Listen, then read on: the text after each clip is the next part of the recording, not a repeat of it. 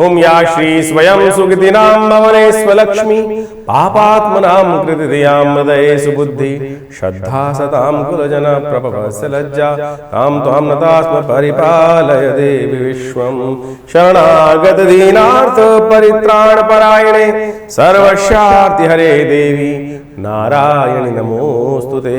नमस्कार, स्वागत है आपका आचार्यवाणी में। मैं आचार्य विक्रमादित्य आपके साथ हूँ और आज का विषय हमारा है कि मीन राशि वालों के लिए 26 तारीख मंगलवार का अवसर 11 एकादशी तिथि है और उत्पन्ना एकादशी का योग बन रहा है और इस दिन बुद्ध महाराज थोड़ी वक्री स्थिति में जा रहे हैं।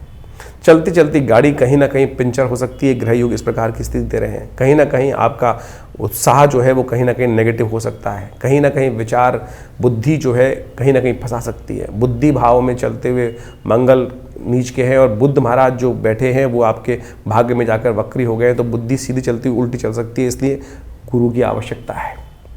सर्वमंगल मांगल्ये शिवे सर्वार्थ साधिके शरण्ये त्र्यंबके गौरी नारायणी नमोस्तुते इस मंत्र का जप करें और गुरुदेव का ध्यान करें। गुरु कौन है?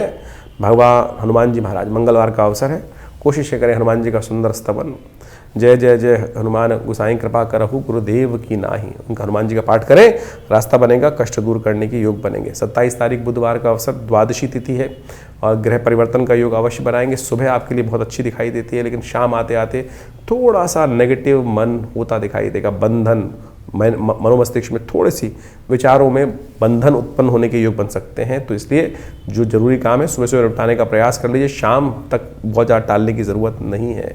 कष्टों को निवारण करने के लिए श्री गणेश का ध्यान करें, भगवान गणेश पे पीले पुष्प अर्पित करें, शुभ होगा।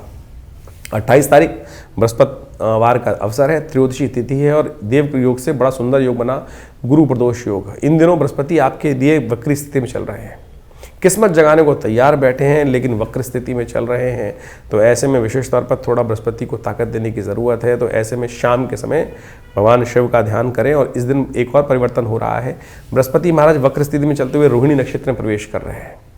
तो रोहिणी में चलते हुए बृहस्पति, रोहिणी में बृहस्पति का योग भी बड़ा विचित्र होता है, नेगेटिव नहीं होता है, ध्यान रखें। तो ऐसे में शुभ करने के लिए आप क्या बनाएं, भगवती महालक्ष्मी का नित्यपति पूजन करें। कहा जाता है शाम के समय विशेष तौर पर नित्यपति यदि श्री सूक्त का पाठ कर लें प्रदोष काल में, भगवान शंकर के मंत्र को संपुटित करने के बाद इस खास तौर पर ओम नमः शिवाय और महालक्ष्मी का मंत्र का संपुटित करने के उपरांत यदि यज्ञ करेंगे तो अवश्य भगवती कृपा से रास्ते प्राप्त होंगे, कष्ट का निवारण करने का योग बन सकता है। 29 तारीख शुक्रवार का अवसर, त्रयोदशी उदया तिथि है और साथ साथ इस दिन ग्रह नक्षत्रों के दृष्टिकोण से आपकी राशि में थोड़ा सा प्रभाव हल्का दिखाई देता है ग्रहों का, इसलिए स्वास्थ्य का भी ध्यान रखें। चीज़ों में रिजल्ट्स लाने में थोड़ी ज़्यादा एफर्ट्स करनी पड़ेगी, मेहनत ज़्यादा करनी पड़ेगी। गौ सेवा करें और आशीर्वाद लें, कृपा होगी। बात कर लेते हैं 30 तारीख शनिवार का अवसर, चतुर्दशी उदया तिथि है। दो ग्रह परिवर्तन की तरफ जा रहे हैं। भाग्य में जाके चंद्रमा सरलता उत्पन्न करेंगे सूर्य के साथ बैठे हुए, लेकिन बुध हो जाएंगे वहाँ पर अस्त। सूर्य के बिल्कुल सन्निकट वक्री होने के कारण से सूर्य की तरफ भागते चले जा रहे हैं। बुध 13 डिग्री से कम हो चुके हैं उनका अंतर, जिसके कारण से बुध अस्त हो रहे हैं। तो ऐसे में भाग्य को जगाने का प्रयास करें। अमावस्या है इस दिन, पैतृक कार्यों के लिए अमावस्या, मध्याह्नकालीन व्यापनी अमावस्या हो जाएगी। अमावस्या उदय तिथि कल अगले दिन रहेगी। लेकिन ऐसे में एक काम करें आप, सबसे श्रेष्ठ उपाय, बुध भी अस्त हो रहे हैं तो गौशाला में पालक भेज दीजिए, खिला दीजिए, गौशाला गाँव में पालक भिजवा दीजिए। या एक सबसे श्रेष्ठ उपाय कर सकते हैं, अपने पितरों के निमित्त भोजन की एक थाली निकाल के तर्पण इत्यादि करें, उनका आशीर्वाद मिलेगा, कष्ट दूर होने के योग बनेंगे। तो आपने ग्रहों की गणनाओं के अनुसार से ये समझा कि किस प्रकार से ग्रहों की गणना हर रोज दिन प्रतिदिन हमारे जीवन में परिवर्तन का प्रभाव उत्पन्न करती है। ये गोचर का प्रभाव है। जी हाँ, गोचर के दृष्टिकोण से, राशि के दृष्टिकोण से, लग्न के दृष्टिकोण से, आपकी नाम की राशि के दृष्टिकोण से इस गोचर के प्रभाव को आप समझ सकते हैं। देखिए हमारे यहाँ कई प्रकार से, वैसे तो पुराने ज़माने में जो व्यवस्था चलती थी राशि के अनुसार से ही सब लोग सारे कार्य करने का प्रयास करते थे, उसके दृष्टिकोण से एक रास्ता बन जाता। लेकिन आज नाम की राशि कुछ और है, जन्म की राशि कुछ और है, लग्न कुछ और है, और फिर इनमें भी प्रभावी सबसे ज़्यादा कौन है, ये सब गणनाओं का विषय है। इसको सुंदर रूप से समझने का हमें प्रयास करना चाहिए और फिर आप समझ सकते हैं कि आपको किस प्रकार से ये देखना है अपनी राशि के अनुसार से फल। तो हमने आपको बताया कई बार कि आप अपनी राशि, जहाँ चंद्रमा आपकी राशि कुंडली में विराजमान है वो आपकी चंद्र राशि होती है। जो लग्न है और विशेष तौर पर जहाँ पर जिस लग्न में आपकी उत्पत्ति हर रोज़ करीब करीब पूरी 24 घंटे के अंदर पूरी 12 लग्नें नित्यपति 2-2.5 घंटे के हिसाब से परिवर्तन का योग बनाती रहती हैं। तो आप जिस काल में, जिस समय में, जिस लग्न में जन्म हुआ है, तो उसके अनुसार से आपकी डेट ऑफ बर्थ के अनुसार से वो लग्न भी राशि के अनुसार से ही एक प्रभाव माना जाता है। उसका भी प्रभाव पूरी जन्मपत्री के अनुसार से होता है। कई कई मतों में कई विभिन्न ज्योतिषियों ने, विभिन्न आचार्यों ने अलग अलग प्रकार के मत दिए हैं। ज्योतिष के दृष्टिकोण से ऐसा भी कहा जाता है कि जो गोचर का प्रभाव है वो चंद्र राशि के अनुसार से देखना चाहिए, लेकिन हमने ऐसा देखा कि कई बार जन्मपत्री में चंद्र राशि इतनी प्रभावी नहीं होती, लग्न राशि ही प्रभावी होती है, लग्न जो होती है, और उसके अनुसार से ही पूरा प्रेडिक्शन मैच करता है। तो ये सारा अध्ययन का विषय है। जब आप जन्मपत्री अच्छे से दिखाएं तो उनसे समझ लें कि हमें किस प्रकार से जन्मपत्री को देखना है, समझना है, कौन सी लग्न हमारी प्रभावी, चंद्र राशि प्रभावी है, लग्न प्रभावी है, सूर्य राशि प्रभावी है, और या नाम राशि प्रभावी है। तो इन सब के द्वारा भी हम अच्छे से, यदि आप अच्छे से समझ लें तो उसके बाद आपको पूरा प्रेडिक्शन समझ में आ सकता है कि गोचर का प्रभाव आपके ग्रह गण के अनुसार से किस प्रकार से हो रहा है। तो ये समझे कि गोचर का प्रभाव तो आपने समझ में आया, लेकिन मूल जन्मपत्री सब कुछ डिपेंड करती है। देखिए, गोचर का प्रभाव तो पूरी दुनिया पर एक जैसा ही हो रहा है, लेकिन अब आप समझें कि आपका जन्म जब हुआ, जिस समय में आप क्या पैरामीटर्स लेके उपस्थित हुए, ग्रहों की अवस्था किस प्रकार की थी, उसमें आपका प्रभाव क्या है। जैसे आप समझ सकते हैं, अब सर्दियां वो आ रही हैं, सर्दियों का प्रभाव हर व्यक्ति पर अलग होगा।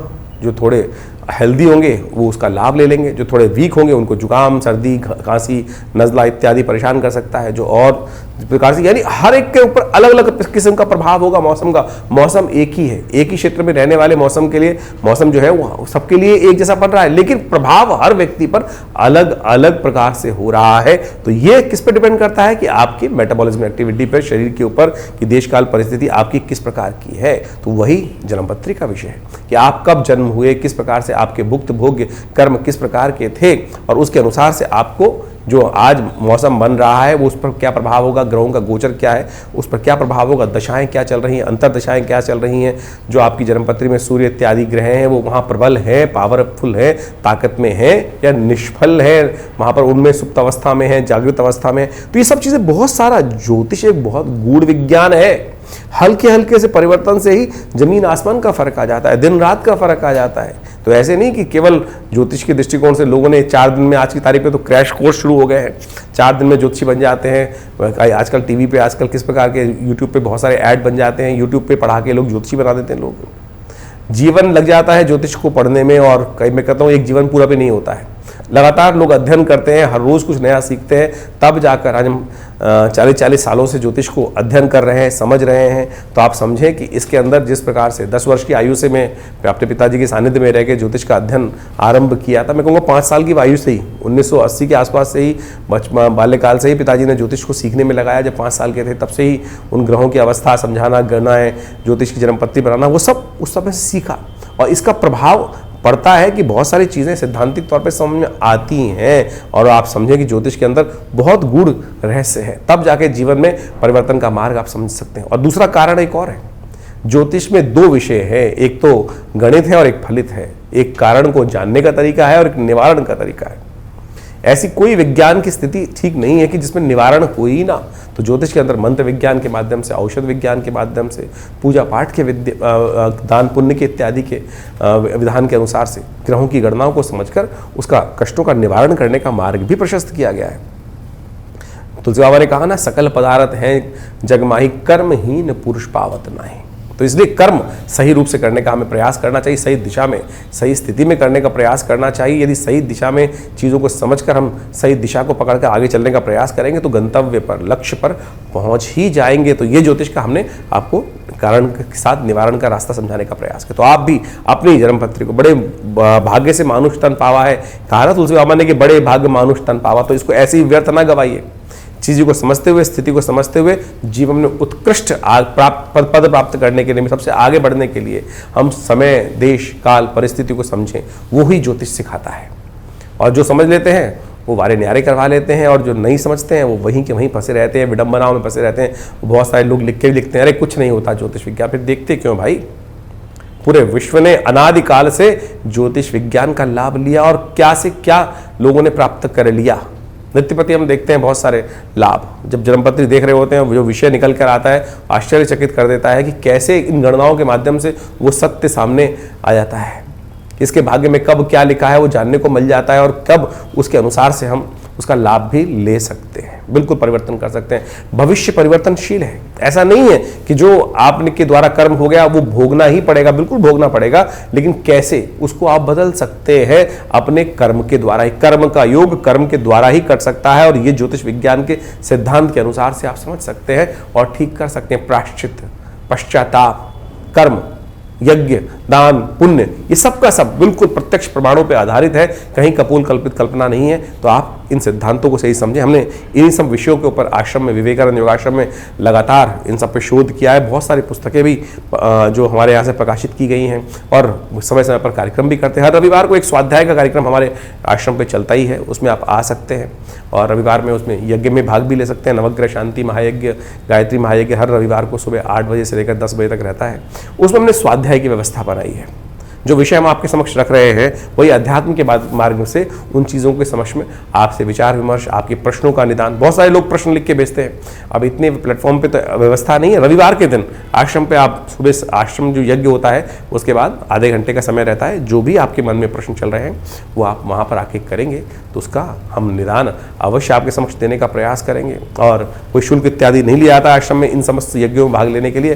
तो आप भी सुंदर तरीके से दिल्ली में विवेकानंद योगाश्रम जमुना पार में स्थित ये आश्रम है। फोन नंबर्स आपके सामने चल रहे हैं, आप संपर्क साध सकते हैं। बहुत सारे विषयों में, यज्ञ विज्ञान, मंत्र विज्ञान और बहुत सारे भारतीय संस्कृति में शोध पर हमने कार्य किया है। जो पूरे विश्व में मुद्राएं आप देखते हैं, ज्ञान मुद्रा, अपान मुद्रा, इन सब संबंध में भी हमने पूरे विश्व में बहुत सारी पुस्तकें प्रकाशित करके बहुत सारे ज्ञान को समय समय पर संसार के समक्ष रखने का प्रयास किया है।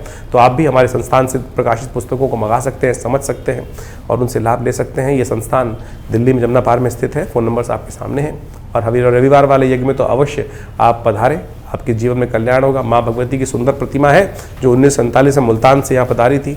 हमने कई बार उसके संबंध में आपको बताया है, चमत्कार आपके समक्ष रखा है।